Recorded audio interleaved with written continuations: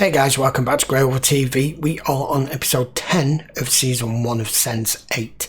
So, the last episode, Riley pretty much found out a lot more about her past by going back home and discovering that this woman always warned her never to return as a kid. Did it to try and protect her, but also herself, because she happens to be another one of these as well. I'm not quite sure if she's the bad guy. I couldn't quite pinpoint that. And Carla is still trying to work out why her fiance's father would have taken a risk of being where he was, having that discussion with her when she found out just exactly how much he's hated there. And why would have taken that risk. And Leto's world is imploding. Or has imploded. We got that whole big scene at the end of the episode with him losing it. He's drinking. For a minute I thought he was going to blow his brains out, but it turned out to be a fake gun that was just a liar. And I'm not sure how he thinks he's going to fix things, other than the one surefire way to at least try to repair the damage is to go and do what he doesn't want to do, and that is make up with this girl, get her away from her boyfriend, and probably self-destruct his career in the process. Anyway, let's go find out what happens next. This is episode 10. Why'd you do that? Do what? Leave. I told you it's not a mobile service, Will. Connections are fragile things.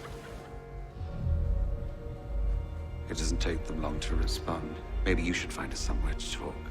It is extraordinary. I have never experienced anything like it, not in my 20 years since passing the bar. Really?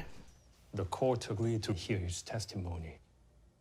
If the hearing goes well, I think I can have you out of here in less than a week. Whoa! The court was lenient on you because you cooperated. I suspect they'll make an example of him. If I were your brother, I would be on the next plane to somewhere far from Seoul. Came to see you. You said you had yourselves a real nice man-to-man, but knowing you, cousin, like I do, I figured you needed a little motivational TED-type talk. Can we just fast forward to the end of the shit? You get the diamond. My diamonds! And you give Felix and me a pass. When you said we're not like them, did you mean we're not human? What is human? An ability to reason, to imagine? The differences are very subtle. Understand, we are closer to humankind than a bonobo is to a baboon. But I look the same.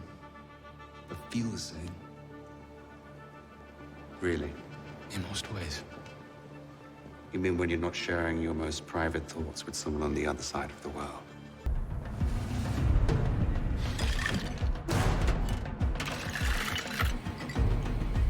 Doing the ice cubes, yeah.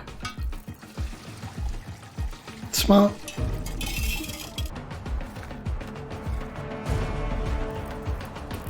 You begin to grasp what we are. Our kind has been here since the beginning. In all likelihood, we were the beginning. Secrets are important to their species.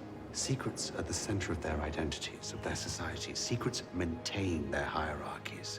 They're going to try to use me to get to you and the rest of your cluster. The one who came from Nomi, Dr. Matheson? He uses many names. Angelica called him whispers. Never look him in the eye.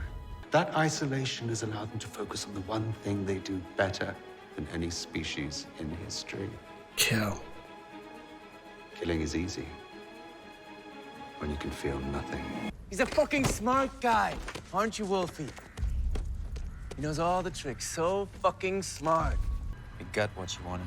I want to know something. How did you do it? When I walked in, the safe was clean. I spent 2 hours cutting it open. Listening to the tumblers with your stethoscope, you just cracked it!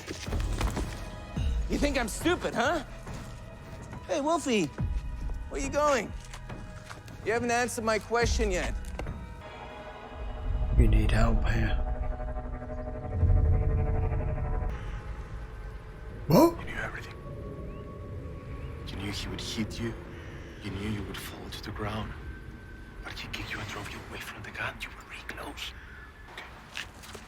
Okay. Hey. Did you mind?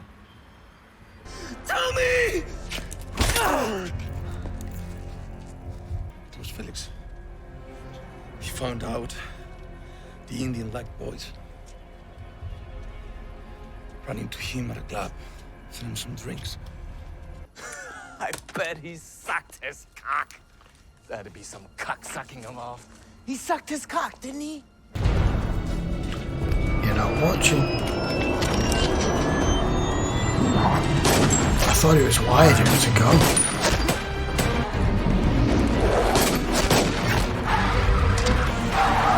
Okay. Do it. Do it. Bye.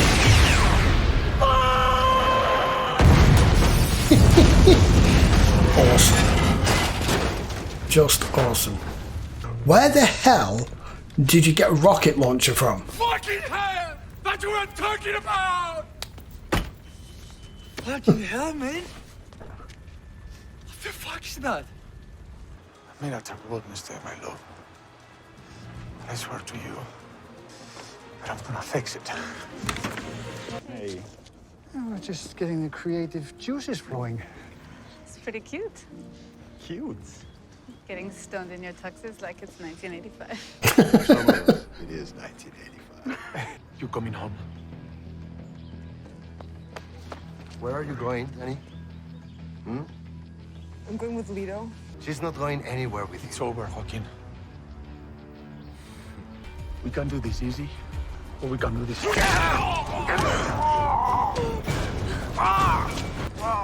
No need to face.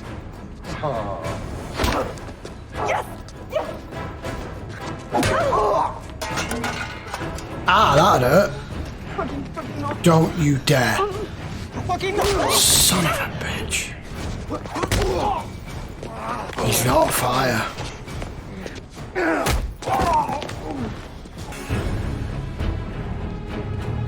Yeah.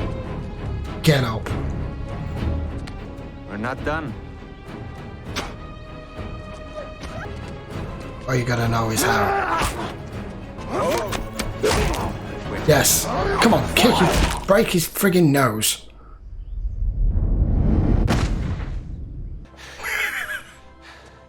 Thank you.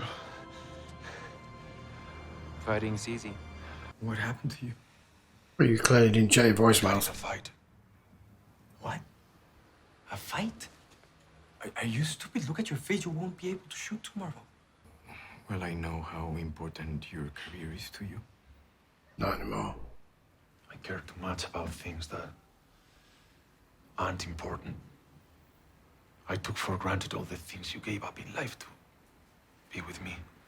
Danny?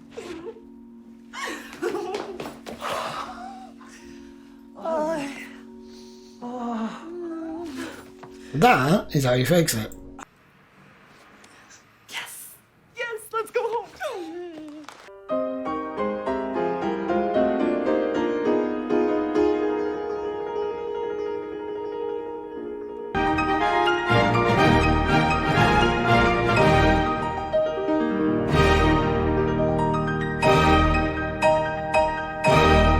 What the fuck? Okay, that was episode 10 of Sense8. I enjoyed the majority of that episode apart from the last 10 minutes. I enjoyed the orchestra. Not a fan of the rest of it. I don't know what the hell's just happened to Riley at the end there. What would have caused that? I don't know. I'm not going to speculate. The two scenes with Lito helping Wolfgang and then the tables turning and it being the other way around were the two best parts of the episode, because there were the two things that needed to have taken place for the pair of them, for them to fix. Like you said, you make a mistake and you either live with it or you go out and you fix it. And it was time for the pair of them to fix the mistakes and the issues that they had. The fight scene with Leto was brilliant. I initially thought it was a bomb he dropped under the car. It wasn't. It was the gun that we could see that he taped under it. But it looked like a little pack. I thought it was C4, so I got that slightly wrong until it showed the second shot of it. I don't know what else to make of that episode. I'm not quite sure what it's meant to be symbolising with them showing all the births at the end, but I hate watching births, and that was more graphic. Normally, it's just, here's a woman, she's in birth, and then they cut the next scene to the baby in somebody's arms. I don't need to see the actual birth, okay? Gross. So Leto's patched it up and he's got her back because that guy's an absolute son of a bitch. Why would you do that? And like I said in commentary, I'm not sure him saying, throwing caution to the wind and saying, I don't care about the photos, do what you want with them. I've learned what's important in life and not all these things that I thought were important in the materialistic side of things. But it can end up actually working to his advantage, we don't know. Especially with him being famous. In the end, other circumstances, maybe not, but with his situation, it could very well do. Now, this thing with Jonas, I don't know. I don't know whether he's a bad guy or it's the other woman that she met from Iceland is. But either way, either one of them is trying to play off each other.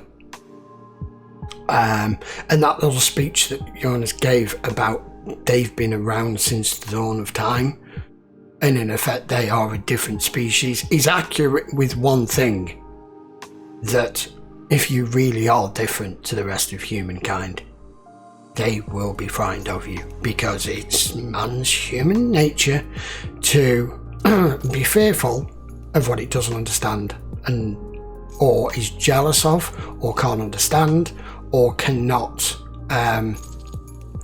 reconcile or understand with, and usually that turns to violence and putting them down. So I think he's pretty accurate with that.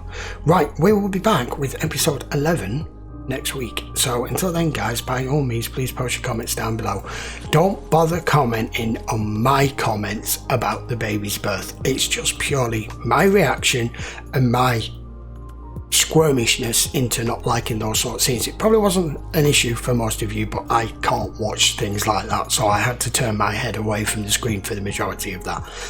That's on me, that's not on you, and it's not on the series for it. I'm just saying, personally, there's certain things, it's like some people don't like clowns. I don't particularly like clowns, but they don't scare me. I don't have that phobia of them.